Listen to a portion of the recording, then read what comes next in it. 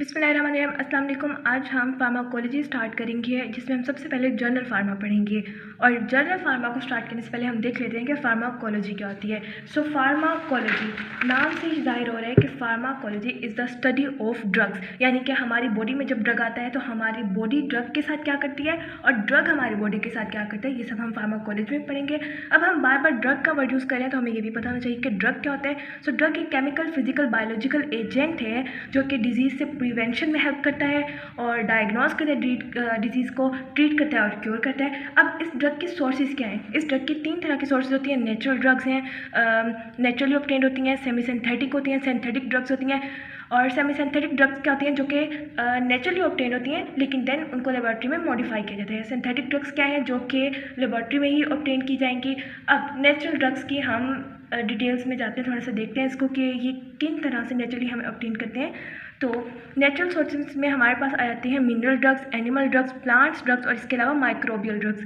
तो mineral drugs में की एग्जांपल में हमारे पास आयरन आ जाता है कि आयरन एक मिनरल है जो कि नेचुरली ऑब्टेन किया जाता है और ये अनीमिया के ट्रीटमेंट में यूज़ होता है। इसके अलावा आयोडाइड है जो कि गोइटर के ट्रीटमेंट में यूज़ होता है। मैग्नीशियम है जो कि मैग्नीशियम सल्फेट की फॉर्म में एज ए लेग्जेटिव यूज़ किया जाता है। अब लेग्जेटिव क्या है कि जो ड्रग्स कॉन्स्टिपेशन के दौरान यूज़ किए जाते हैं। एनिमल ड्रग्स में देख लेते हैं तो एनिमल ड्रग्स में हमारे पास इंसुलिन आ जाती है, ग्रोथ हार्मोन्स आते हैं, सेक्स हार्मोन्स आ जाते हैं। तो इनकी जो बेसिक होती है सोर्स, जो एनिमल ड्रग्स हैं वो एनिमल ही होते हैं। देन फिर हम ई कोलाई जो बैक्टीरिया वगैरह उनमें हम इनकी मज़ीद प्रोडक्शन करवा लेते हैं। नेक्स्ट हमारे पास प्लांट्स ड्रग्स आ जाते हैं। तो प्लांट्स ड्रग्स के हमारे पास 2 टाइप्स होती हैं कि इस बेसिस पर कि उनमें कौन सा ग्रुप प्रेजेंट है। अब वो ग्रुप कौन से हैं? एक तो है अल्केलॉइड ग्रुप, ये मैंने थोड़ा बहुत रफ राइटिंग में लिखा हुआ है, अल्केलॉइड्स और ग्लाइकोसाइड्स। ठीक है, तो अल्केलॉइड्स में नाइट्रोजन ग्रुप प्रेजेंट होते हैं ज़्यादा और ग्लाइकोसाइड्स में बहुत कम नाइट्रोजन ग्रुप प्रेजेंट होते हैं। और ये जब ग्लाइकोसाइड्स हाइड्रोलाइज होते हैं तो ये कार्ब्स देते हैं।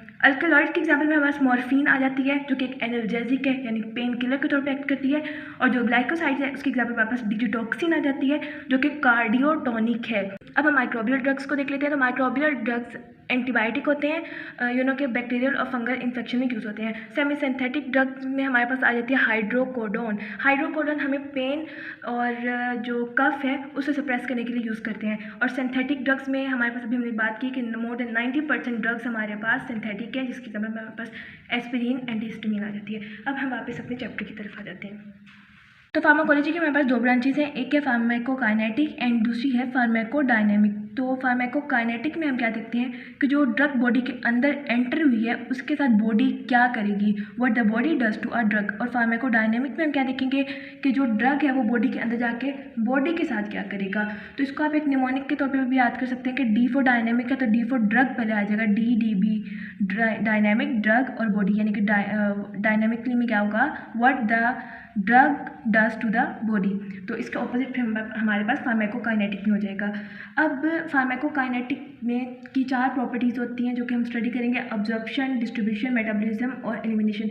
जो ड्रग एडमिनिस्टर किया है बॉडी के अंदर वो सबसे पहले अब्जॉर्ब होगा, देन डिस्ट्रीब्यूट होगा, फिर मेटाबोलाइज्ड होगा और उसके बाद जो ड्रग है वो एलिमिनेट हो जाएगा बॉडी से। तो इनके डिटेल्स में जाने से पहले हम देखेंगे कि जो ड्रग को एडमिनिस्टर किया जाता है बॉडी में वो किन रूट्स के थ्रू किया जाता है। ठीक है, अब रूट्स ऑफ ड्रग एडमिनिस्ट्रेशन जो मेनली है हमारे पास 2 रूट्स आते हैं, लोकलाइज्ड और सिस्टेमिक। तो लिपनकॉट में सिस्टेमिक रूट्स से उन्होंने स्टार्ट लिया है, तो हम सबसे पहले लोकलाइज्ड को भी देख लेते हैं कि लोकलाइज्ड रूट्स में हमारे पास क्या आता है। लोकलाइज्ड रूट में जो ड्रग है वो लोकली अप्लाई की जाती है, यानी कि डायरेक्टली अप्लाई कर दी जाती है। अगर स्किन पर नीडेड है लोशन की फॉर्म में या क्रीम या ऑइंटमेंट की फॉर्म में, और अगर ईयर में यूज़ करनी है तो ईयर ड्रॉप्स की फॉर्म में, आइज़ में आई ड्रॉप की फॉर्म में। तो इसमें हमारे पास 3 मज़ीद इसकी टाइप्स होती हैं। एक होती है टॉपिकल। तो टॉपिकल में क्या होता है कि डायरेक्टली अप्लाई, वही बात आ गई कि स्किन पर अप्लाई कर दी जाती है क्रीम, लोशन, ऑइंटमेंट की फॉर्म में। और इसके अलावा यूरिथ्रा, वजाइना और रेक्टम में भी टॉपिकल पाथवे यूज़ किया जाता है, यानी टॉपिकली अप्लाई की जाती है। और इनमें जो ड्रग को एडमिनिस्टर करवाया जाता है वो सपोजिटरी मेथड के थ्रू करवाया जाता है, यानी कि जो फैटी बेस के साथ हमारी ड्रग को मोल्ड किया जाता है ऐसी शेप में कि उसको हम रेक्टम के थ्रू, वजाइना के थ्रू या यूरिथ्रा के थ्रू एडमिनिस्टर करवा सकें बॉडी में, यानी कि थोड़ी इस टाइप की इसकी ड्रग की फॉर्म बना दी जाती है। तो जो रेक्टल पाथवे ये लोकलाइज्ड भी है और सिस्टेमिक भी है, और रेक्टल पाथवे को मोस्टली हम ओरल पाथवे की जगह भी यूज़ करते हैं, क्योंकि जो न्यूरल डिसऑर्डर्स के कुछ पेशेंट्स होते हैं जो कि ओरली ड्रग को इंटेक नहीं कर सकते, तो उनके लिए भी हम रेक्टल पाथवे को यूज़ करते हैं। इसके अलावा हमारे पास लोकलाइज्ड पाथवे में इंट्रा आर्टीरियल पाथवे आता है। ये जो पाथवे है ये रेयर है और ये डायग्नोस्टिक पर्पज़ के लिए यूज़ होता है, जैसे कि एंजियोग्राफी वगैरह में। इसके अलावा इंट्रा ऑरिक्यूलर पाथवे है, जिसमें हम जो साइनोवियल कैविटी जॉइंट्स के दरमियान प्रेजेंट होती है उसमें डायरेक्टली इंड्यूस करवाते हैं ड्रग को, और ये रूमेटॉइड आर्थराइटिस की ट्रीटमेंट में यूज़ होता है। नेक्स्ट हम सिस्टेमिक रूट्स पढ़ लेते हैं। तो सिस्टेमिक पाथवे में हमारे पास सबसे पहले इंटेरल एडमिनिस्ट्रेशन आ जाती है। इंटेरल एडमिनिस्ट्रेशन इजी है और सेफ़ है, सेल्फ एडमिनिस्ट्रेड है।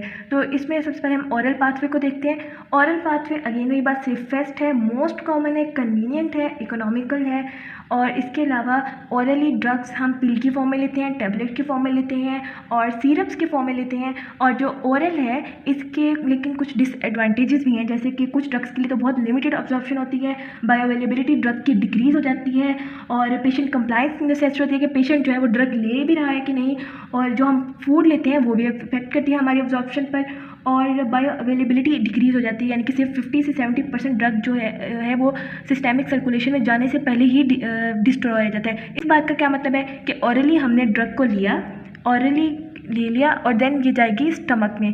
स्टमक में अब जो एंजाइम्स प्रेजेंट है वो उस पर एक्ट करना शुरू करेंगे और उसको वहाँ कुछ मेटाबोलाइज कर देंगे। देन ये ड्रग जाएगी इंटेस्टाइन में, वहाँ भी उसको मेटाबोलाइज कर दिया जाएगा। देन ये पोर्टल ब्लड में जाएगी और वहाँ से लीवर में जाएगी, वहाँ भी मेटाबोलाइज हो जाएगी। एंड देन ये सिस्टेमिक सर्कुलेशन में जाएगी, जहाँ हमें इसकी असल ज़रूरत थी और जहाँ इससे अपना वर्क परफॉर्म करना था, तो उधर जाने से पहले तक ये 50 से 70% डिस्ट्रॉय हो जाती है अगर हम ऑरली लेंगे। तो ये एक बहुत बड़ा इसका डिसएडवांटेज है। इसको हम फर्स्ट पास इफेक्ट बोलते हैं, यानी कि जो मैंने आपको सब बताया कि स्टमक में मेटाबोलाइज होगी, देन हमारे पास सिस्टेमिक सर्कुलेशन में जाएगी। तो इसकी डिटेल आप आगे भी पढ़ लेंगे। इसके अलावा दो टर्म्स आई हैं, एंटेरिकोटेड प्रिपरेशन और एक्सटेंडेड रिलीज प्रिपरेशन, जिसको हम सस्टेन्ड रिलीज प्रिपरेशन भी कहते हैं और कंट्रोल्ड रिलीज प्रिपरेशन भी बोलते हैं। तो एंटेरिक कोटेड प्रिपरेशन क्या है कि enteric coating is a chemical envelope that resists the action of fluids and enzymes in the stomach but dissolve readily in upper intestine. तो इंटेस्टाइन में हमारे पास बेसिक मीडियम होता है, वहाँ ये जो हम ड्रग के ऊपर एक कोटिंग कर देते हैं, वो कोटिंग ड्रग को प्रोटेक्ट करती है कि वो स्टमक में डिसॉल्व ना हो, और वो कोटिंग फिर हमारे पास इंटेस्टाइन में आकर डिसॉल्व हो जाती है। तो ये एक ड्रग के इफेक्ट के टाइम पीरियड को बढ़ाने के लिए ये कोटिंग की जाती है। इसी तरह एक्सटेंडेड रिलीज प्रिपरेशन का भी सेम पर्पस होता है कि ड्रग्स के ऊपर कुछ कोटिंग्स कर दी जाती हैं जो कि उनके टाइम पीरियड को इंक्रीज़ कर देती हैं। तो इसकी एग्जांपल में हमारे पास मॉर्फिन आ जाती है कि मॉर्फिन जो है हमें दिन में अगर बगैर कोटिंग के लें तो 6 दफ़ा लेनी पड़ेगी, तो कोटिंग के बाद सिर्फ 2 दफ़ा इसकी डोजेज लेनी पड़ती हैं। क्यों? क्योंकि जो कोटिंग है जो इसके इफेक्ट का टाइम पीरियड है वो इंक्रीज़ कर देती है। नेक्स्ट हमारे पास सबलिंगुअल या बक्कल पाथवे आ जाता है। तो सबलिंगुअल पाथवे में क्या होता है कि जो ड्रग है वो अंडर द टंग रखी जाती है, लिंगुआ कहते हैं टंग को, जुबान को। और इसके अलावा जो बक्कल पाथवे है उसमें क्या होगा कि जो ड्रग है वो between the gums and cheeks रखी जाती है। और सबलिंगुअल और बक्कल को ओरल के साथ कंपेयर करें तो इनमें जो अब्जॉर्प्शन है ड्रग की इन मैक्सिमम होगी, ये ज़्यादा फ़ायदेमंद है क्योंकि इनमें कोई फर्स्ट पास इफेक्ट नहीं है। ये डायरेक्टली हम जुबान के नीचे रखेंगे या चीक्स और गम्स के दरमियान रखेंगे तो ये डायरेक्टली डिफ्यूज़ हो जाएगी हमारे कैपिलरी नेटवर्क में। लेकिन सबलिंगुअल और बक्कल के भी कुछ डिसएडवांटेजेस हैं, जैसे कि अगर हम इसको डायरेक्टली स्वेलो कर लेंगे तो ड्रग डोज का बहुत सारा पार्ट हमारा डिस्ट्रॉय हो जाएगा। इसके अलावा ये सिर्फ कुछ टाइप्स ऑफ ड्रग के लिए लिमिटेड होती है। नेक्स्ट हम पारेंटेरल ड्रग्स देख लेते हैं।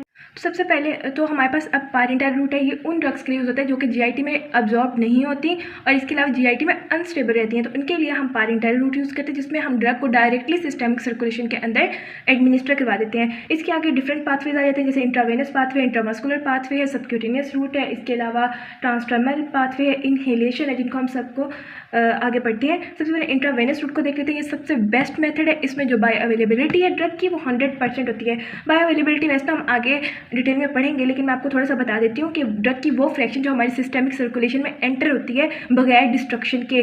फर्स्ट पास इफेक्ट आपने देखा, मैंने आपको पहले बताया कि जब स्टमक में ड्रग जाती है, फिर इंटेस्टाइन में, फिर पोर्टल ब्लड में, फिर लिवर में, फिर कहीं जाकर सिस्टेमिक सर्कुलेशन में एंटर होती है।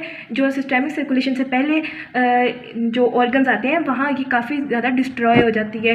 तो वो ड्रग जो हमारे सिस्टेमिक सर्कुलेशन में एंटर होगी उसको बाय अवेलेबिलिटी ऑफ ड्रग बोलेंगे। इंट्रावेनस में इस फर्स्ट पास इफेक्ट नहीं होता, डेट्स वाई हमारे पास अवेलेबिलिटी 100% है। इसके अलावा इंट्रावेनस पाथवे इमरजेंसी कंडीशंस में यूज़ होता है और इमीडिएट इफेक्ट देता है, लेकिन इसके फिर से कुछ डिसएडवांटेजेस भी आ जाते हैं, जैसे कि ऑयली जो ड्रग्स होते हैं उनके लिए पुअरली अब्जॉर्बेबल होता है और इसके अलावा स्ट्रिक्ट एंटीसेप्टिक मेजर्स लेने पड़ते हैं क्योंकि ये इंजेक्शन के थ्रू हमने एडमिनिस्टर करना होता है। इसके अलावा हमारे पास इंट्रामस्कुलर रूट आता है जिसमें जो एक्वस सॉल्यूशंस हैं वो रैपिडली अब्जॉर्ब हो जाते हैं, जबकि जो स्पेशलाइज्ड डिपोर्ट प्रिपरेशंस हैं वो स्लोली अब्जॉर्ब होती हैं। ठीक है, इसके जो इंट्रामस्कुलर पाथवे में जो अब्जॉर्प्शन होती है ड्रग की वो 70 to 80% तक होती है और जो ड्रग है वो साइट ऑफ एडमिनिस्ट्रेशन में एक्यूमुलेट हो जाता है और वहाँ से स्लोली डिफ्यूज़ होता है टिश्यूज़ में।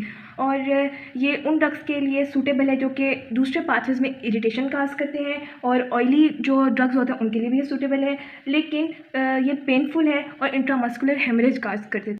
नेक्स्ट हमारे पास सबक्यूटेनियस पाथवे है, इसमें भी हम इंजेक्शन को यूज़ करेंगे और जो ड्रग है उसको मस्कुलर लेयर ऑफ स्किन में एडमिनिस्टर करेंगे, यानी कि जो इंट्राडर्मल लेयर होती है उसके अंदर। और ये जो पाथवे है ये जो स्लो रिलीज ड्रग्स के लिए सूटेबल है और इसके डिसएडवांटेजेस फिर आ जाते हैं कि जैसे नेक्रोसिस काज कर देता है और जो ड्रग्स हम लार्ज वॉल्यूम में देते हैं उनके लिए ये अनसूटेबल होता है। नेक्स्ट हमारे पास इनहेलेशन आ जाती है, तो इनहेलेशन ऑरली भी होती है और नेजल पाथवे के थ्रू भी होती है। इनहेलेशन में हम एरोजल्स यूज़ करते हैं या एनेस्थेटिक्स यूज़ करते हैं और ये उन पेशेंट्स के लिए सूटेबल होती है जिन्हें रेस्पिरेटरी डिसऑर्डर्स होते हैं, लेकिन इसके डिसएडवांटेजेस में ये आ जाता है कि जैसे ब्रेन में ये जो ड्रग्स होते हैं ये क्विकली एंटर हो जाते हैं जिसके बाद उसके साइड इफेक्ट्स सामने आते हैं और इसके अलावा कुछ पेशेंट्स को फिर डिफिकल्टी भी होती है इन्हें यूज़ करने में, तो इसके डिसएडवांटेज थे। इसके अलावा एथिकली इंट्रावेंट्रिकुलर पाथवे आ जाता है जिसमें जो ब्लड ब्रेन बैरियर है वो हमारे ड्रग के अब्जॉर्प्शन को डिले कर सकता है, जिसकी वजह से हम सेरेब्रोस्पाइनल फ्लूइड में डायरेक्टली ड्रग को एडमिनिस्टर करवा देते हैं। टॉपिकल पाथवे हम पहले पढ़ चुके हैं, इन्होंने टॉपिकल को पारेंटेरल का पार्ट बना दिया है। जैसे मैंने आपको क्लासिफिकेशन बताई है, अगर आप वैसे भी कर लें तो ये ज़्यादा बेटर हो जाएगा। ट्रांसडर्मल में हम ड्रग को डायरेक्टली अप्लाई करते हैं स्किन पर और जो रेक्टल पाथवे इसमें हम रेक्टम के थ्रू ड्रग को एडमिनिस्टर करते हैं बॉडी के अंदर। ये लिपन कोड में एक बहुत अच्छा टेबल दिया गया है जिसमें रूट्स ऑफ एडमिनिस्ट्रेशन भी बताए गए हैं, एब्जॉर्प्शन पैटर्न भी बताए गए हैं, एडवांटेजेस और डिसएडवांटेजेस भी बताए गए हैं, तो आप इसको अच्छे से याद कर लीजिएगा।